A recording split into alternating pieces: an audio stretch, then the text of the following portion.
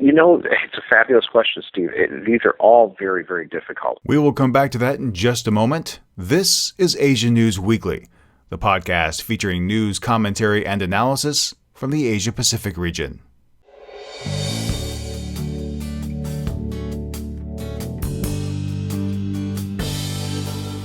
It was a week of landmark events. First, Mr. Xi and Mr. Ma met in Singapore, marking the very first time the two presidents of China have sat down. But what are the implications?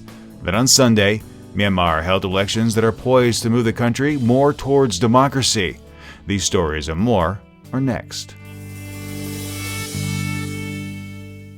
Greetings and salutations, my excellent friends. Steve Miller here on this fabulous Friday, the 13th of November, 2015. Thank you so much for joining me today. Before we get moving forward with the podcast, a quick program note. Unfortunately, there won't be any new podcasts this upcoming week because my university is preparing for entrance exams, and as a result, I am busier than usual and simply won't have the time to record. But be sure to keep an eye out for my social media feeds because I will be continuing to share news stories throughout the week. Now let's go ahead and move forward with our first big story of the week, unpacking the significance of the meeting of the two Chinas.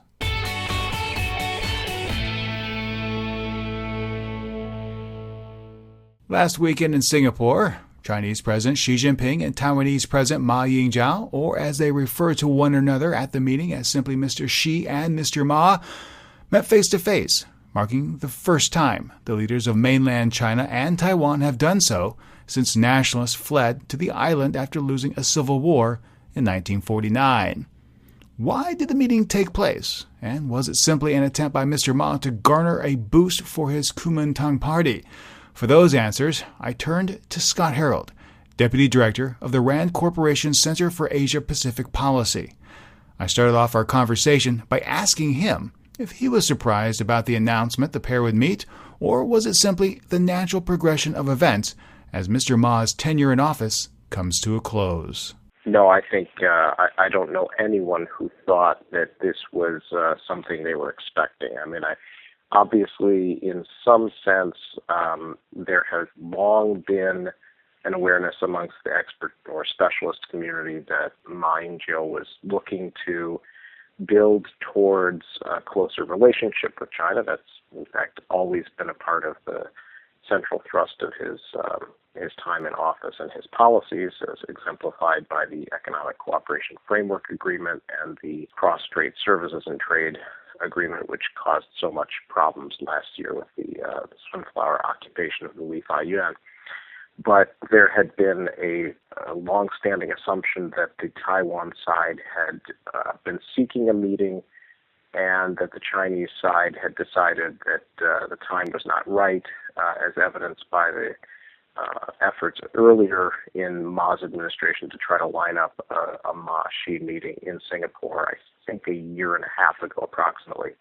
And what we've now learned is that those conversations were continuing in the interim, and that the decision appears to have been from Beijing's side to say yes now. I don't think it was clear to anyone who was outside of the Taiwan or Chinese governments what exactly the calculations were that led Beijing to conclude that now was the right time. In fact, I think for a lot of observers, they would have said, Ma's political strength and credibility with the Taiwan electorate is at its lowest ebb. In fact, his political party, the Kuomintang or the Nationalist Party, is at its own lowest ebb, having had a very, very pro-reunification or pro-unification, I should say, presidential candidate Aung San Suu Kyi, who they subsequently dumped and now is moved towards nominating or have nominated Eric Chu Lun. And this does not appear to have helped them very much, and so there's a lot of concern in the Nationalist Party that they may lose even their hold on the legislature. So to bring out this kind of a move, which has tremendous potential impact on the upcoming election, and also comes at a time when the president, as well as his party's standing with the electorate, seems to be deeply in question, doesn't exactly seem like the right time from a pro-Ma, pro-KMT, pro-Taiwan perspective, unless your view is that this is a gamble for resurrection, is to use language that political scientists like to focus on. From the DPP side, I suspect there's a lot of anxiety that this is somehow going to try to box in or hem in the opposition party ahead of what is widely assumed to be their victory in January, and try to lay down markers that would be very costly, if not impossible, for them to reverse in policy sense, or else to wrong foot the DPP candidate, Dr. Tsai Ing-wen, and try to make her respond to something that's done at this meeting in a way that would damage her standing with the Taiwan electorate. And then the remaining question is, what's the calculation from the Chinese side? I think there it's quite clear that Beijing's strategy to try to leverage the relatively more pro-China, pro-unification KMT and Ma Ying-jeou administration has really reached a dead end, let's say, with the cross-strait services and trade agreement having been blocked, and with Ma having lost so much credibility, and with his successors apparently enjoying no prospect of winning political power, and with Taiwanese people more broadly not having developed a more pro-China attitude as a result of economic engagement. I think Beijing had premised most of its cross-strait strategies on these basic actors and or vehicles, and now what we've seen is those all appear to have reached an end or have failed to have much positive pathway forward. And in fact, you've seen President Xi has even said that the former head of his cross-strait effort, Chen Yunlin, has actually been called up on charges and accused of embezzlement and crime and corruption. So really, he can, to some extent, blame the failure of past efforts on the team that he inherited and the policies that they were advising him on. But now, once you remove them from office, then you've got to have some way forward. And so this appears to be an effort from the Chinese side, to try to craft a new set of markers, a new way to lay down some costs for Taiwan, to try to hedge against the prospect that Taiwan would establish a more autonomous or even independent pathway. And also maybe conceivably, in the best case scenario, to lay down a pathway whereby, with precedent having been set with a more China-friendly administration under Ma Ying-jeou, perhaps the Chinese side might agree to meet with a future Taiwan leader who is not as pro-China as Ma Ying-jeou, and conceivably that could even include Tsai Ing-wen. The question would be whether or not Beijing conditions that upon her having articulated its preferred set of preconditions, and at present that looks unlikely from the Taiwan side. Well, regarding future meetings, she said that this should not be considered as a state-to-state level meeting. And because they referred to one another as simply Mr. with no presidential titles, could that in fact hurt Taiwan down the line? You know, it's a fabulous question, Steve. These are all very, very difficult. And I think in some sense, if it depends on which narrative really takes root. You know, in one sense, by having opened the door to say, well, I'll meet with the Taiwan leader face to face, then if a future Taiwan leader comes to power who is not as pro-China, it's conceivable that they could face a demand to say, well, you know, you've already set the precedent, so you don't have to be all that happy with our policy, but you can't say you would never or could never meet with us just because you don't like our policy. Lots of leaders meet all the time when they don't agree about policy. That's fairly normal. And in fact, from Taiwan's perspective, it will be very interesting to see whether Beijing has unintentionally opened up a door by which other countries could meet with the Taiwan leader, including countries that don't have formal diplomatic relations.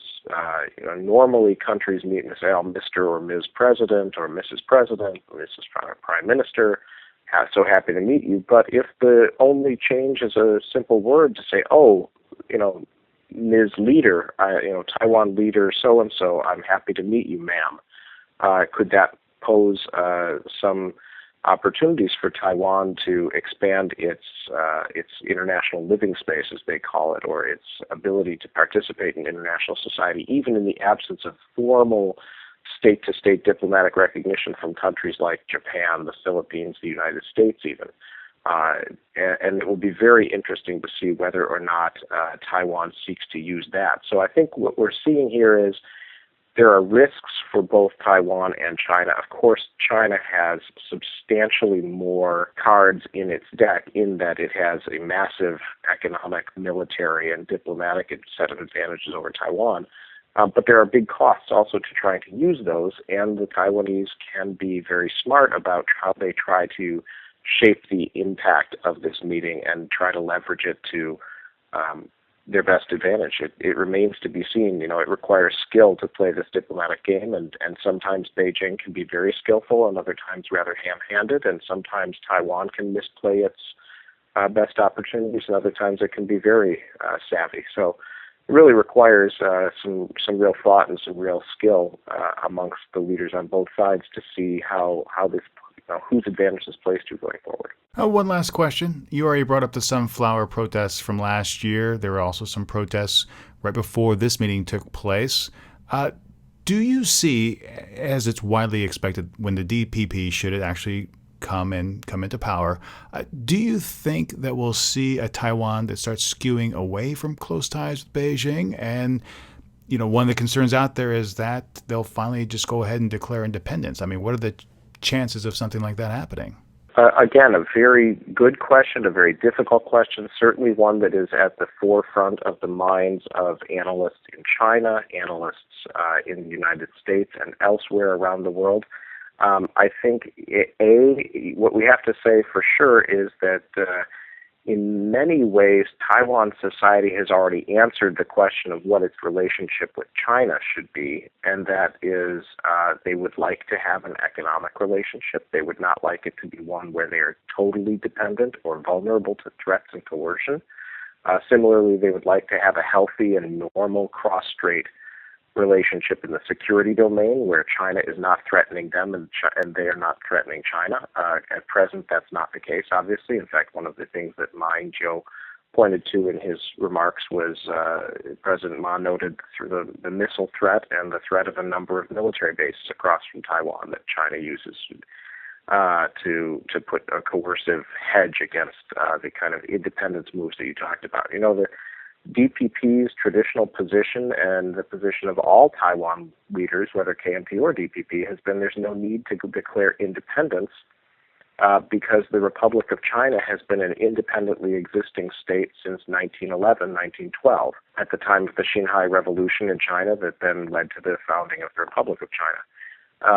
However, obviously there are those people who would like to see the creation of a Republic of Taiwan, or simply the change of name of the country to Taiwan, change of the national anthem, change of the national flag. A lot of those things come from a time when the Nationalist Party was much like the Chinese Communist Party today, so deeply imbricated in and synonymous with the state that it was very, very difficult to tell the party from the state. And I think that's direction that Taiwan society is moving very quickly away from, the notion that any political party could define the entire existence of the state and the society. In fact, Taiwan is a very diverse, very sophisticated society with lots of different actors and debates over its identity. And so I think one thing is quite clear, there's really no prospect of going back to the days when the fiction of the 1972 era in Taiwan politics could be held to that all Chinese or all people on both sides of the straits acknowledge that there's only one China and that Taiwan is a part of that China. I think that's something that was not true even at that time. There were certainly pro-Taiwan independence forces in civil society in Taiwan at that time, and they were widely being repressed and thrown into jail and terrorized. But today there's clearly a case to be made that factually, even Beijing is aware of it. There are lots of people who don't regard Taiwan as a part of China, and the question is, how does Beijing find a way to live with those people short of menacing them? And is there any prospect that it could ever find a pathway to actually trying to be considerate of them such that they would be interested in a relationship on a positive basis rather than simply the negative basis of fear. Scott Harold is the Deputy Director of the RAND Corporation's Center for Asia-Pacific Policy. Thank you so much for joining me this week. Absolutely, Steve. It's a pleasure as always. Do you have an opinion about where things are going in Taipei? What's your takeaway from the Shima Summit? And don't miss tomorrow's Asia Now podcast, featuring an interview with Dr. Sanjay Swarup about the regional haze generated by the fires in Indonesia. We go over how we got here and where things are going.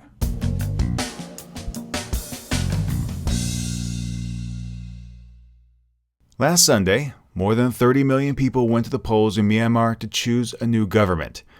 The vote is being called the most important the country has undertaken in 25 years, when the military junta voided those election results. To help unpack the significance of the election, I recently spoke with Jonah Blink, senior political scientist with the RAND Corporation, on the phone. I started off our conversation by asking him, why are so many hopeful we won't see a repeat performance of the junta stepping in this time?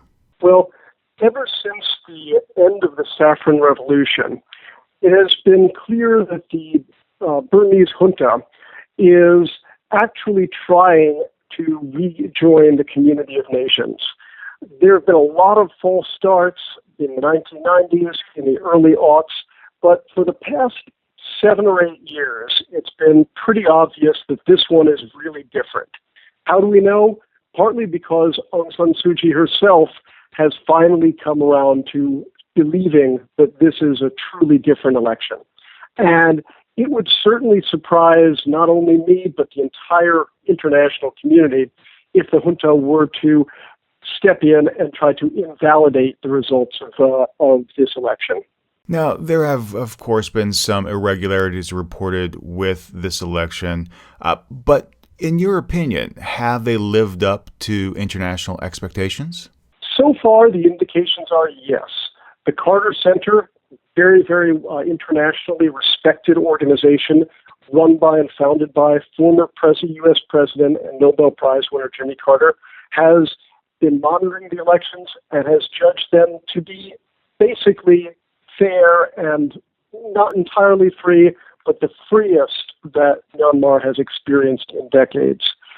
Are they perfect? Absolutely not. Will they, in all likelihood, yield a result that is in line with what the people of Myanmar want? Probably more so than any other election since the late 1980s.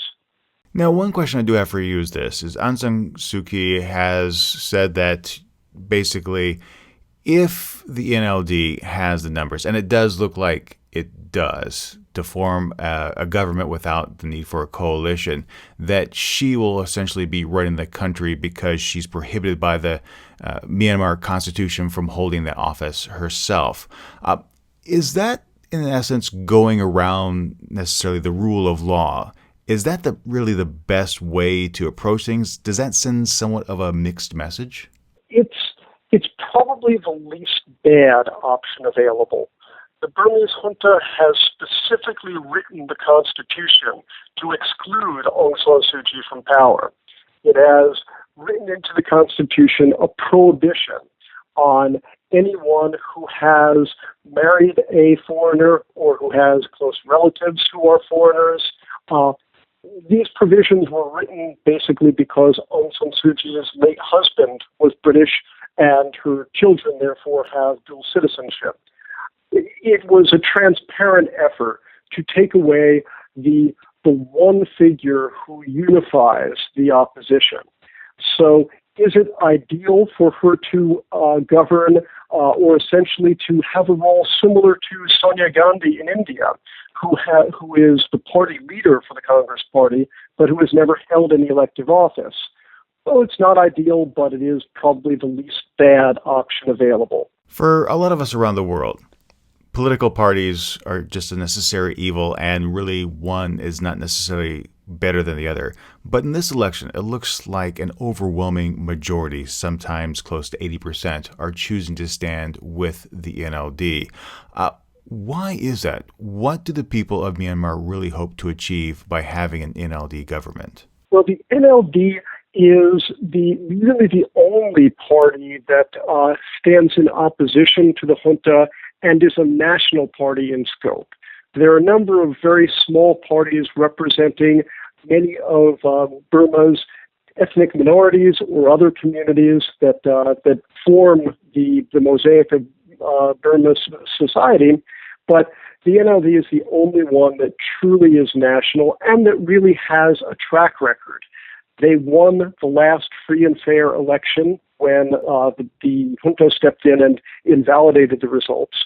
And for most Burmese citizens, this really is the only vehicle for expressing their hope for democracy and their opposition to continued junta rule. Well, that's the question I have for you now, is that if the government moves forward, if the election stands, the NLD is able to form a government, and they aren't able to enact the changes that they want, will that ultimately essentially start a backlash against the whole process, and people say, well, we tried it once this way, it still doesn't work? It might. The stakes are very high because when democracy returns to a country or comes to a country for the first time, there's a lot of pressure to deliver immediately. And a lot of that pressure is the force of unrealistic expectations. We're not going to see a magical transformation overnight, in part because the junta has written the rules in such a way as to prevent it. The junta still has 25% of the seats in Parliament and has written the Constitution explicitly to protect its own power. Moreover, and this is an even more important point, the NLD and Aung San Suu Kyi herself have been entirely derelict in dealing with some of the pressing concerns of Myanmar's minority communities, most particularly the Muslim minority, which is over 1 million strong, and in particular the Rohingyas, a part of the Muslim minority who do not even have the status of citizens. But the same complaints can be applied for NLD's attitude towards a lot of the other ethnic and religious minorities, which feel as if they're not really having their voices heard. So in your opinion, what do you feel is perhaps the biggest obstacle moving forward after the election? I think actually the failure thus far of Aung San Suu Kyi to be a truly all-inclusive leader, in that she has not spoken out for the religious and ethnic minorities. She has not challenged the most vibrant and in many ways frightening political development, the rise of nationalist Buddhist movements, particularly the forces exemplified by U Rantu, a Buddhist chauvinist monk who has advocated violence against the Muslim minority. The fact that groups like the Karen and the Kachin and the Wa and other ethnic minorities are still excluded from real power and from self-determination. These are all things that Aung San Suu Kyi, as a Nobel Prize winner, really has disappointed a lot of people who really had wanted her to be the true unifying figure. All right. Jonah Blank, Senior Political Scientist with the RAND Corporation, thank you so much for your time this week. Thank you, Steve. What do you think we'll see in Myanmar? Can Aung San Suu Kyi and her NLD make the changes so many are calling for in Myanmar? Will she be able to step up and finally address the plight of those who are disenfranchised? And will the junta step back and let things happen according to the will of the people? Coming up next in the Friday edition of the Asia Brief, stories from the DPRK, Malaysia, and more.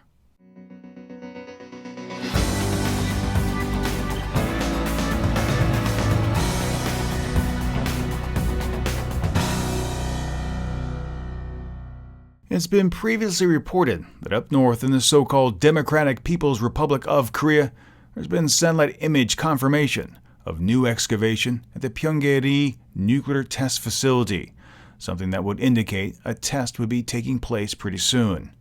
U.S. experts at 38 North, the U.S. Korea Institute at Johns Hopkins University, say further investigation shows no signs of a new tunnel. The main observable activity is that of construction of a new building at the main support area. The report further notes that activity at the west and south portals remain low, indicating standard maintenance.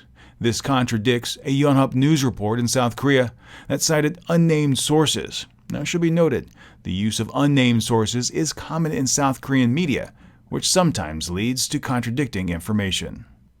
Stapleton Roy, who served as the U.S. ambassador to China between 1991 and 1995, said Beijing appears to be increasingly frustrated with North Korea's unwillingness to engage in serious negotiations about denuclearization. He even went as far as to say, "The Chinese share our own frustration at not knowing how to engage with North Koreans on this issue.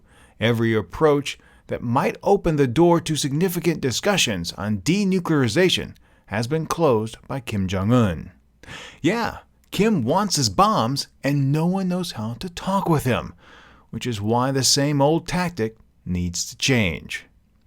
In other DPRK news, Choi Ryong-hae, secretary of the Workers' Party, was not among the names at the list of some 170 officials attending this week's state funeral for Lee Wee-sol, a 94-year-old marshal of the Korean People's Army who fought alongside North Korean founder Kim Il-sung against the Japanese in World War II. It was a noticeable absence of one of Kim's most powerful aides who wasn't appearing at the state funeral, sparking speculation once more that another high-level purge had occurred.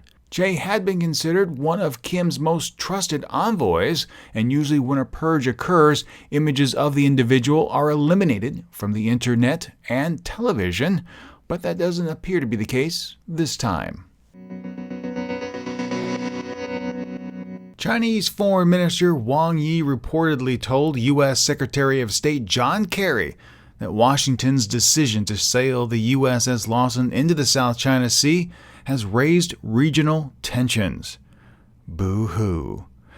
For years, China has enjoyed carte blanche reign in the South China Sea, and even when countries like Vietnam or the Philippines tried to stand up to Beijing, China swatted them down.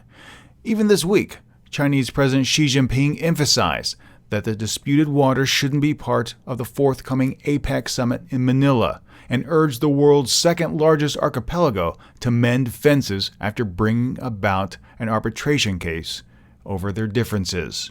Wang also noted the United States side should return as soon as possible to the correct path of appropriately managing disputes via dialogue and consultation. U.S. Secretary of Defense Ash Carter flew to a U.S. aircraft carrier transiting the disputed South China Sea last week and blamed China for raising tension in the region. As we also heard in last week's podcast, while the rhetoric is increasing, little else is. Nations around the globe carry out freedom of navigation exercises, and the United States in particular has been doing so for decades. What is different, and this is why China is really upset, is that now the United States is quickly using its military to challenge Beijing's expansion that so far has gone unopposed.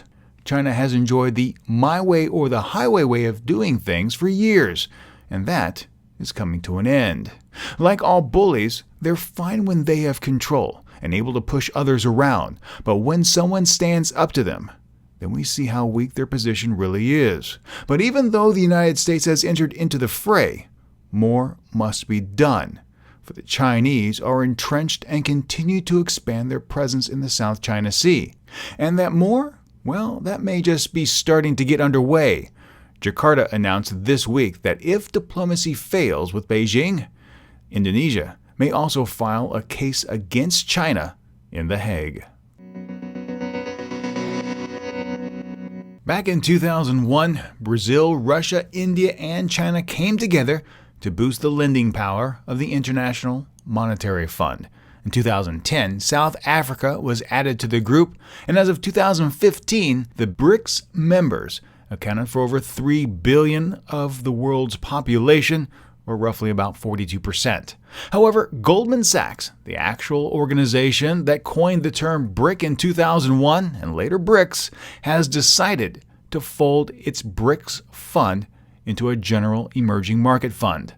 In a September 17th filing with the U.S. Securities and Exchange Commission, it explained the decision and informed investors that in August, its board approved a reorganization, which would then fold the BRICS fund into a larger, broader emerging markets fund. The filing notes that although the surviving fund, and in this case that means the Emerging Markets Fund, would invest in some similar or identical markets to the BRICS fund, including Brazil, Russia, India, and China, the surviving fund is expected to invest in a more diversified universe of foreign and emerging markets. The Goldman Sachs BRICS fund had been losing money for some time, and despite the cheerful photos at summits, the members have very different economies and political priorities. Curtis S. Chin, Asia Fellow with the Milken Institute, summed things up this way. Big bad brick, done in by the little brick, meaning bureaucracy, regulation, interventionism, and corruption. A woman in India has made history by becoming the nation's first transgender police officer. 25-year-old Pratika Yashini from Tamil Nadu won a legal battle that has allowed her to be hired on as a police sub-inspector. The organization originally rejected her application because they say they didn't recognize a third gender status. She said, "My joining the force was very difficult because transgenders live a difficult life. They don't easily get a job or house and are considered socially and economically backwards. Families also don't accept us, so I also faced these problems. Though I am very, very happy at the moment because all over India, I have become the first transgender police sub-inspector." Estimates place about 0.4% of India's 1.2 billion people as being transgender, and they have faced harassment for decades. Prime Minister Modi recently stressed a need to amend laws and help improve the community's socioeconomic status. India was also among several countries in 2014 that recognized people as having a third gender. However, all isn't perfect, and for many, discrimination and inequality are still a reality when it comes to employment opportunities. Malaysia may have not decided to ban the electronic version of cancer sticks, despite looking into that earlier, according to Director General of Health, Dr. Nur Hisham Abdullah. But the doctor went on to say the sale of liquids containing nicotine would only be allowed to be conducted via licensed pharmacists or registered medical practitioners, and that those transactions would be recorded. Now, you might be asking yourself, why all the fuss over vaping? Well, an electronic smoking device caught fire on a Milando air flight between Kota Kinabalu and Kuala Lumpur last month. That brought the devices and the liquids containing nicotine front and center, since the latter is regulated in Malaysia under the Poisons Act. Despite some research that's been published in the New England Journal of Medicine, there isn't any conclusive evidence that vaping is more dangerous or even as dangerous as smoking. Now, that isn't to say that it isn't, only that the technology is too new to conclusively decide. Which brings up a very interesting question. How should electronic cigarettes be regulated? While there is the medical aspect, after all, we are dealing with nicotine, there's also the fact that the water vapor being expelled isn't anywhere as near as intrusive as tobacco cigarette smoke. But that being said, I for one find that when one drags on an electronic cigarette, the amount of water vapor expelled is significantly more than that of a simple puff of smoke. You get a few people vaping together, and it almost becomes an obnoxious sight. So I put the question to you. How should e-cigarettes be regulated?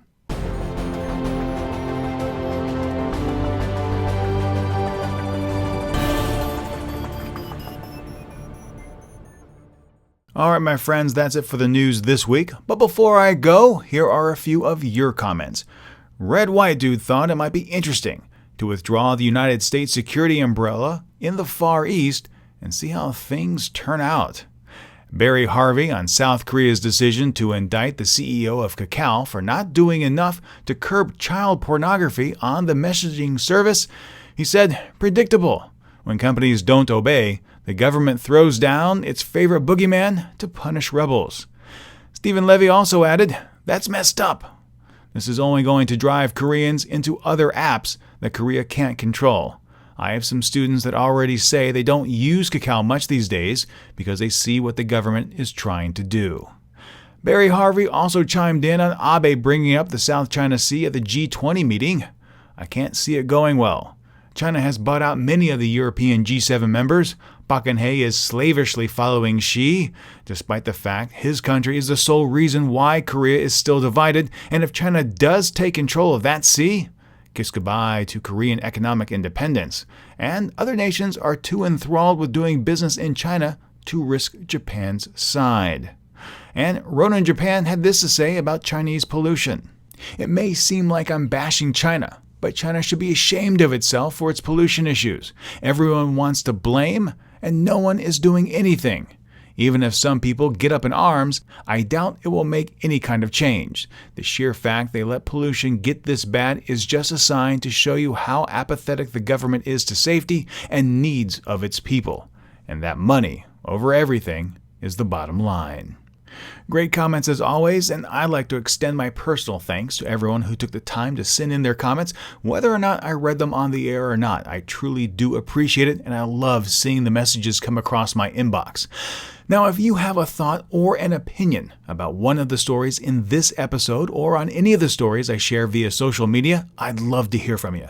So please write or record yourself and mail in those messages. I can't wait to hear from you.